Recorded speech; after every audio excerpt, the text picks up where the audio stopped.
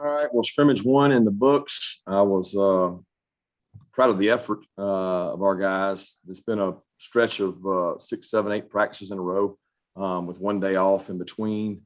I thought it was really hot early out there, and the guys pushed through with good energy. We had some good competitive drives.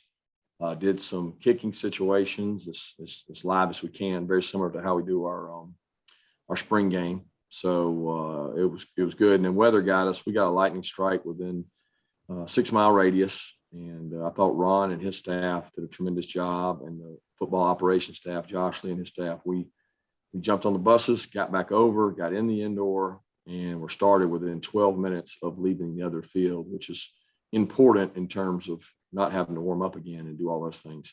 So we were able to complete our scrimmage inside, and I thought the guys really competed hard. We had some good competitive drives and really situations. Did a lot of situational football, but we have a long way to go. We're beat up a little bit at wide out. We got some injuries, so we don't have all our guys out there, and we got a lot of guys injured all around. But this time of year, I think everybody does. The most important thing for us is get some rest tomorrow, get healed up, and we'll get back to work on Monday. All right, let's go to questions. We'll start out with Mike Griffith, and then we'll go to Anthony Dasher. Coach, there's been a lot of speculation about the offensive line. Was any headway made there, or any quick takeaway before you see the film? Hard without seeing the film, like you mentioned, Mike. The only thing I'd say is in the third down protection periods, I thought they did a nice job with the pocket. We were not exactly efficient on third down, with our goal being to convert. We want to be able to convert at a lot higher rate than we did today, but the pocket was good. And we rolled guys in and out of there. With Warren Erickson being out, we've worked Jamari and Van Pram both with the ones at center, which has allowed us to work other tackles, because Roderick has worked at tackle with Jamari bumping inside and has been able to work some at tackle and guard. Amarius has been able to work at tackle alongside McClendon. So, center is one of those positions that you can't play with. Like you can play with a lot of different positions on the offensive line, but you better have a center because the play doesn't get started without that. So Blasky has worked there. Jared Wilson's even worked there some, but primarily it's been Jamari and Van Pran as we work to get Warren back. But, I thought that we ran the ball and made some holes in there. I thought we protected consistently, but we didn't make a lot of plays in the passing game that I'd like to make. Coach, you mentioned Warren Erickson. Kind of what is the update on his what did you gather from those guys today? Warren, feel good about him. He's a classic. He's behind the play, mimicking the snap, making his points, making his calls, looking at the defense from 30 yards back, taking every single rep and practicing on air. He has a cast. He's going to be able to it is his snapping hand that he has a cast on, but he actually has the ability to snap with right or left. So he's really working hard on being able to snap with his right. He's going to be cleared to get back in the next week or so. It's just going to be a matter of playing with a cast. So we've had people play with that injury, but we've never had a center with a snapping hand play with that injury. So that'll be the key. He may work some at guard with that injury present and do it. And then secondary wise,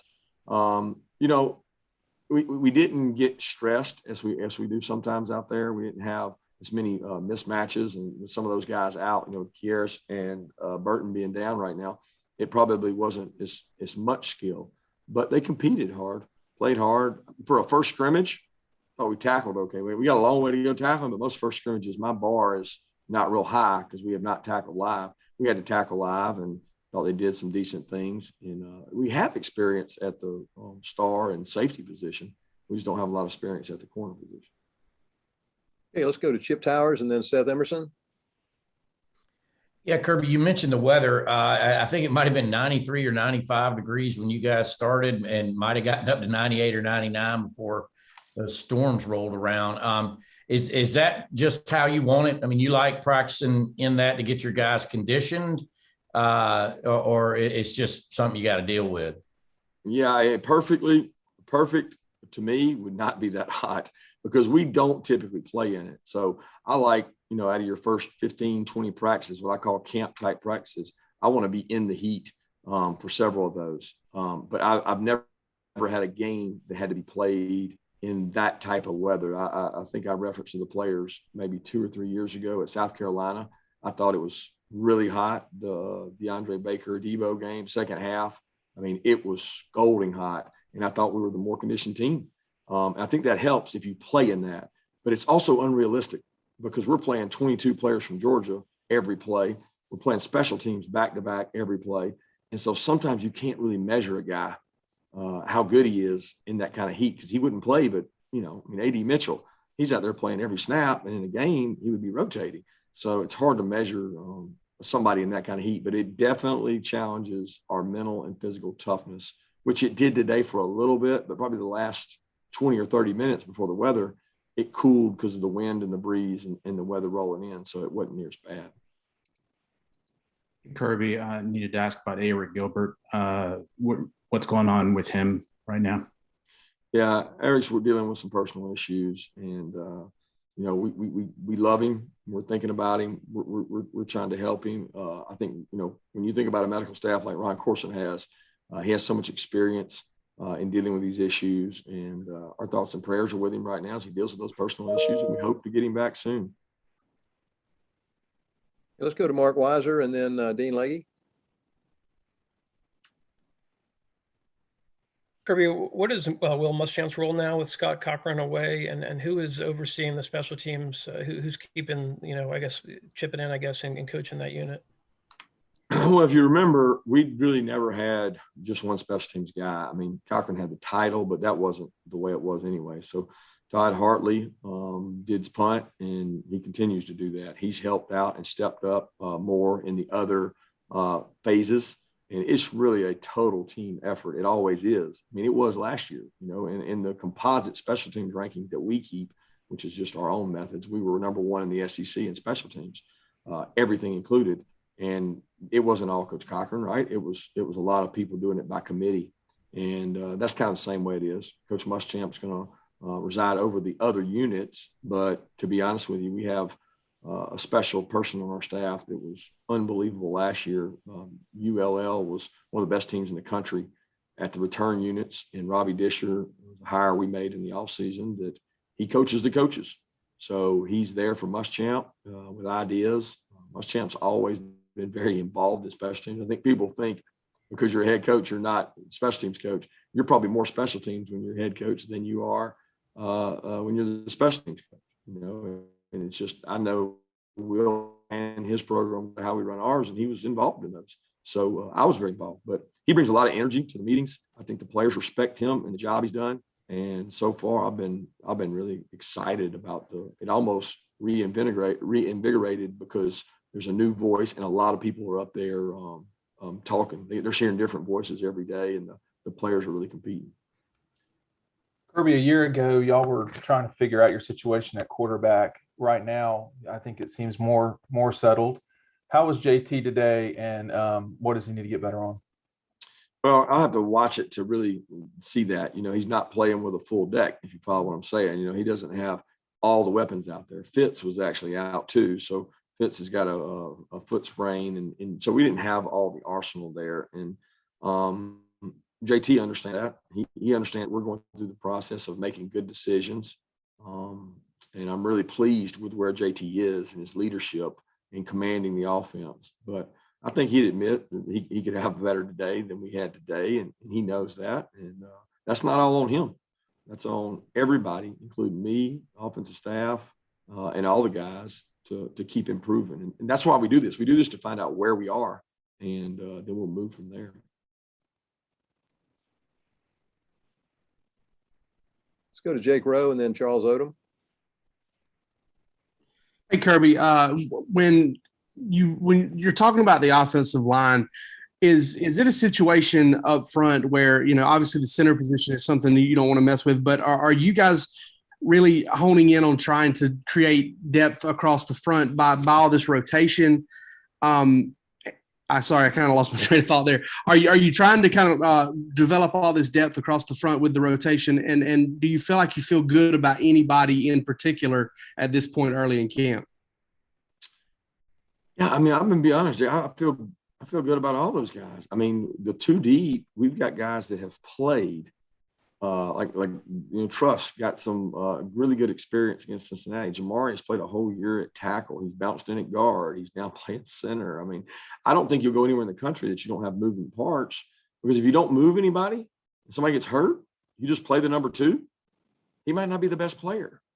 So we've made a big time effort to play guys at multiple positions. And everybody says, well, you got to get continuity. Well, yeah, I want to get continuity, but I know the SEC and the rigors of it, there's going to be injuries. I mean, we've had them. Owen Condon's down right now. Owen Condon's playing tackle and guard. Owen Condon's not out there right now. He's had a good camp. He's bright. He understands he can play position versatility. So, I mean, I'm pleased with where our guys are, but we got to get better. We're going to play one of the best fronts in the first game of the season that there may be in the country. So our guys have got to really hone in and lock in and compete. I wanted to follow up on what you said about Erickson.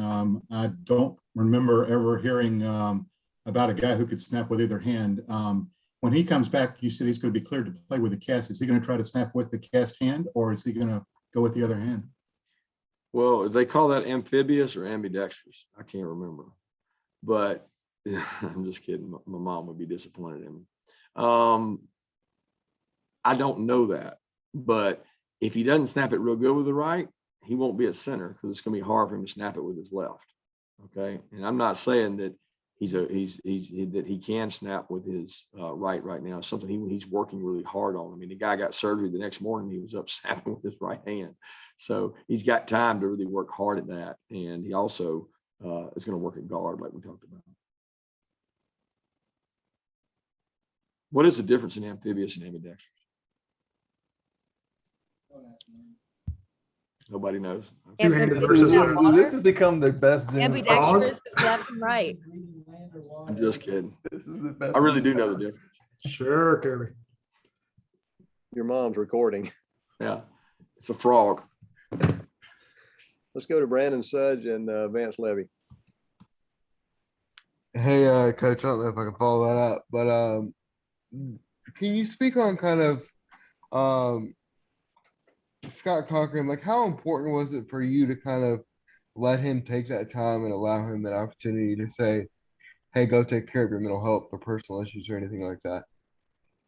Yeah, it's critical. I mean, I think we all deal with issues and problems within our own household and own families, and you know that those are personal things. We're a family, and our players have really embraced. Players have really embraced the love, the affection, the struggles he's going through, and we love him. You know, we love his family, we love his kids, and we're going to be there to support him and them just like they're one of us. And that doesn't change. This team is very well connected, and they're very open, and they have very intentional conversations at our night meetings, and that's something that we've talked about across the board. Kirby, it sounds like there weren't a ton of big plays, but were there some on offense, and did the defense get any turnovers? And then finally, any special teams highlights from today's scrimmage? Special team highlight would be Paul was pretty consistent. I'm not sure exactly. I think he hit 2 45-yarders, very, very accurate there. I thought Zirkle in the indoor hit a good field goal. I don't know the length. It was pretty long. He hit it and made a field goal of good distance. Thought our kickoffs were good hang times. Thought Camarda had an excellent punt that gooched and backed up around the goal line.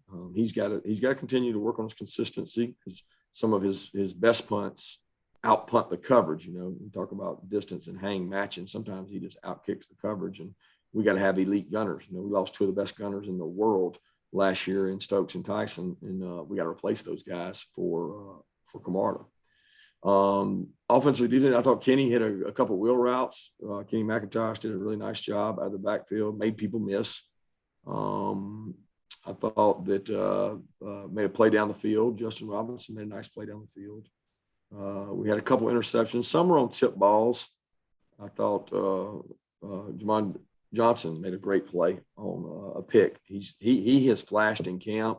You know, this kid did not play his senior year. They canceled football, and so he didn't get to play. And I keep watching, and I'm like, man, who is 10? Man, who is that? Man, he flashes and makes plays. He and Smile are just so hardworking and tough and strike people that I feel like, we got two good young players at linebacker that are going to be good players, but nobody really stuck out or anything like that. There weren't a lot of turnovers in the scrimmage, but there weren't a lot of big plays either.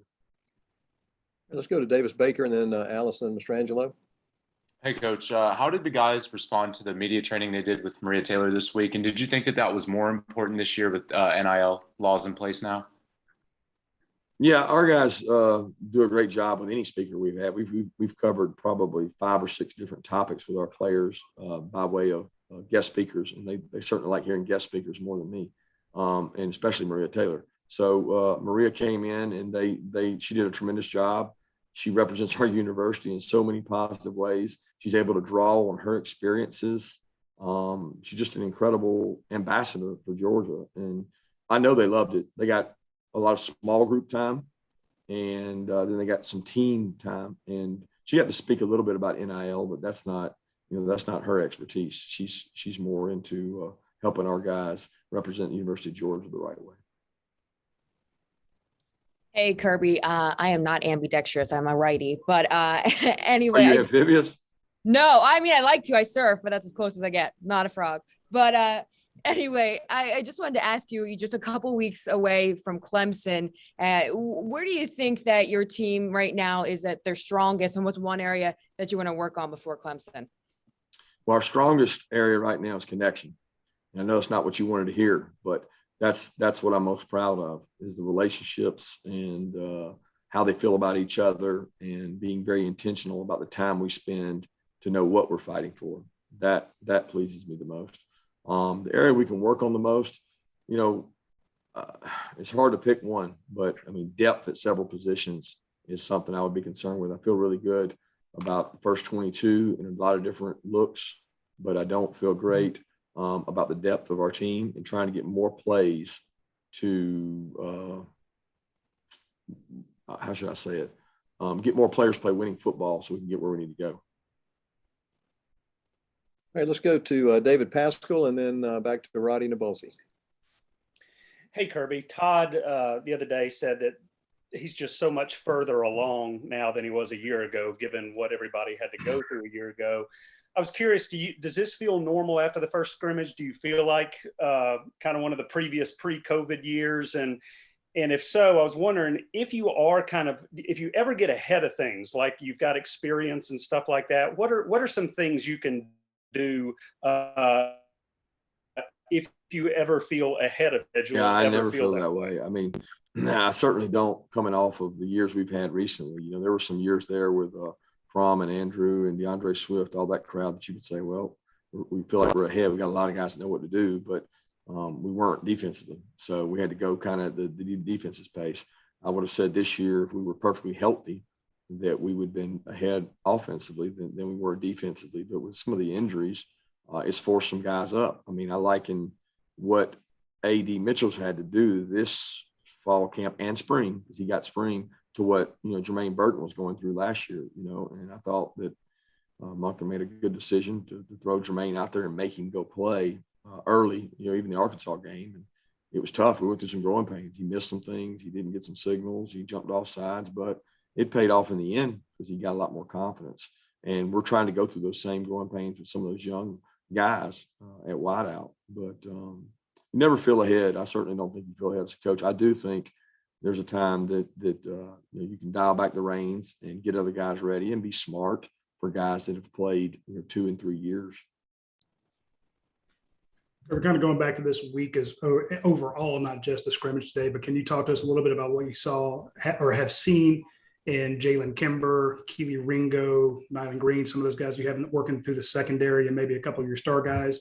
And was Darian Kendrick at scrimmage today? Yeah, I'll start with DK. DK had one of his best friends pass away, and he's practiced every practice with us. But today we excused him to go to a funeral, and he'll be back tonight. So he was not there today. He's done a good job, to be honest with you. He's been very consistent. He's very intelligent. He comes from a good program.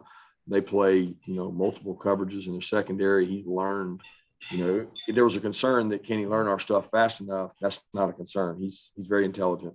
He understands it. He plays big bigger than he is. He's physical. Keely has done some good things. Keely's made some plays out on the perimeter. He's got elite speed. He continues to grow. People forget Keely has not, he's not played tackle football in really over 2 years because spring he missed so much time with injuries. And now he's gone all the way through this point at camp. He's gotten one scrimmage under his belt, and he continues to work hard. He gets better with every rep.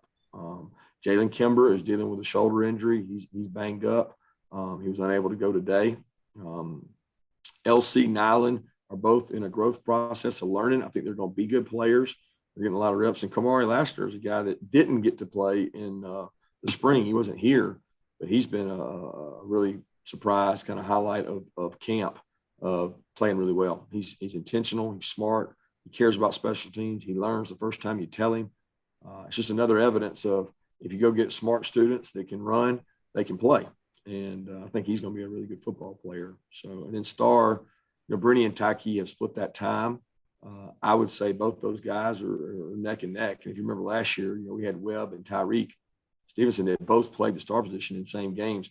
These guys are very similar in terms of not necessarily their skill set, but they're similar in that we may play them that way. And that gives Brittany the flexibility to go back at safety and provide us some depth. He played safety in a couple games last year and was able to play really well. So that's I think that's everything you asked for. I'm not sure. Thank you. Okay, we got time for just one more question. Let's go to Palmer Toms. Yeah, Kirby, you mentioned not having Burton there and Jackson today. What was it that kept Jermaine out, and what's the status of Kyrus as he continues to return from his injury? Jermaine got a sprained ankle, I want to say the very first practice. Maybe it's first or second, I'm not sure. But it was just a sprained ankle, and it was, a tough one for him. And he's worked hard. He's been at rehab. He's running. He's straight line. He's cutting. He's doing walkthroughs. He's getting all the reps. He just has not been able to go 100%. Kyrus, as we were aware of, we made a decision to scope his knee a while back. We knew it would be slow coming back into camp, but Kyrus is doing things. He did 7-on-7. He's catching punts. I mean, he's out there going in a black shirt. So we'll gain him back and work him in more this week, and we hope to do the same with Jermaine. He should be back. Quick turnover. Thank you, Coach Smart. Thanks, everybody. Everybody have a great rest of the day. Stay dry.